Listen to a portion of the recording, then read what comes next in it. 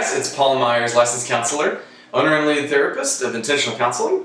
We are a group private practice specializing in mental health, located in Frisco, Texas. If you haven't heard of us or if you're new to the channel, you can visit the website at intentional-counseling.com.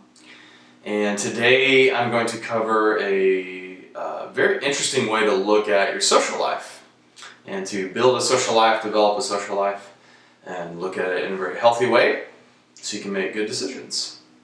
So on here we are, I have these boxes or tiers, and what we have is in the middle is what I call a core box. So the core box is where you have all of your best friends, all of your closest people to you, right? Do note this is social, not family. So family is separate. It's got a different manual. This is strictly friends. So core is your 100% fully committed, fully invested in the relationship, full disclosure, and you're really transparent 100% with that person.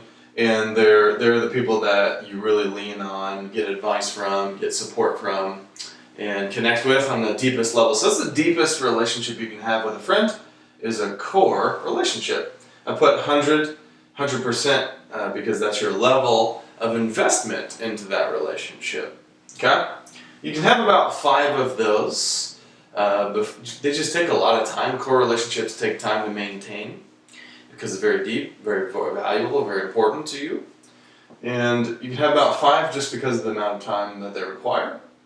Do note your core are the people that you're going to turn into. So you want to be very picky about who you select to be in your core.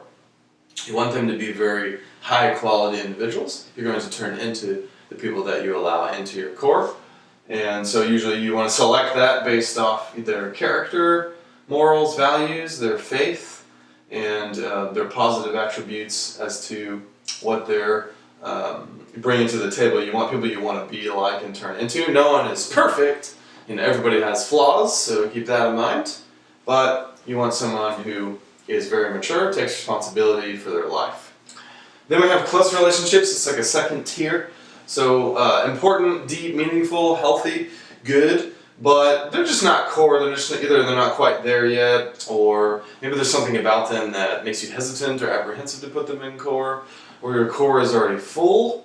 But they are 80% investment, so it is a deep relationship that's important. You can have about 7 of those before you're fully maxed out on those. They take a little less maintenance, but very similar to core, but not quite. It's like a second tier. Third tier would be what I call a casual friend. So casual friends, you just have 50% investment. Typically, maybe you get together with them, you have something in common, maybe you have a hobby that you do together, or you're on a sports team, or Boy Scouts, or whatever it is, and you you like them, they're good friends, you enjoy their company, but you're not really calling them up for anything deep or emotional support or advice or anything like that. So usually you enjoy their company, you have fun with them, but it's just kind of that 50% positive. You're not really sharing any of the negative with them, or very little. So not that deep of a relationship, but still adding value, which is good. So you can have about 10 of those. So a little bit more of those are possible to have just because they don't take as much maintenance. Then the last tier on the outside, we have what I call a convenient friend, or just an acquaintance, just people you know of. People that are in your life, you have nothing against them, they're great people, you like them, you just don't know them very well, so there's a 10% investment, not much. Maybe a potential of becoming a closer friend, but you can have an unlimited amount of those just because they're typically people around in your life that are conveniently available to you, just based on your life stage. If you're in college, they may be in your class. Or if you're in high school, you may have extracurricular activity with them. Or if you're an adult, they may be people you work with. Just kind of depends on who you're around. That would be a convenient friend. So it's just opportunity for people to meet and maybe potentially move into a closer relationship. So if you look at it like A good relationship, every relationship starts out as like a little seed, and then you kind of water it and grow it, and it grows and gets better and continues to develop all the way up until it turns into like a tree. And it gets better and better and better as you go, but it takes a lot of maintenance and a lot of effort. So you have to put the effort in, give people a chance, and you'll make progress usually the more effort you put in. Now, some people are really guarded and walled off. So if you've been hurt before, wounded before, betrayed by people in the past, you're going to have some tendencies to be guarded and apprehensive. And so sometimes what those people will do, the first thing that they do is they wall off their core. So just block that off.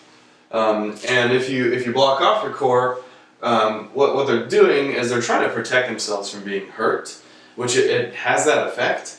But it also prevents you from ever having deep, meaningful, connected relationships, which guarantees loneliness and other problems, which I think are worse, to be honest with you.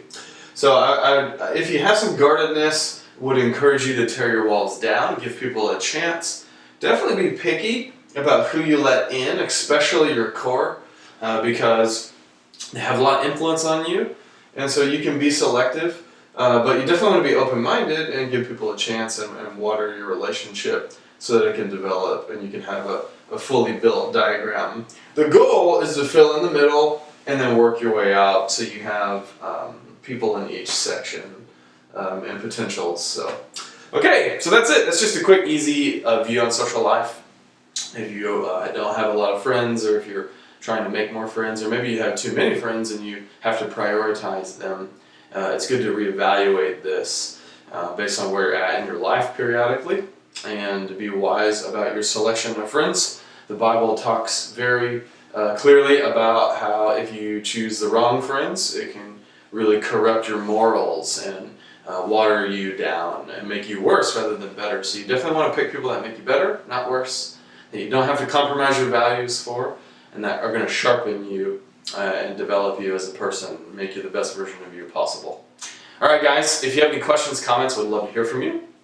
If you have not done therapy, definitely go to intentional-counseling.com. Either myself or a trained therapist will be happy to help you, either via telehealth or in person if you're in Texas. And until next time, we appreciate you. Take care.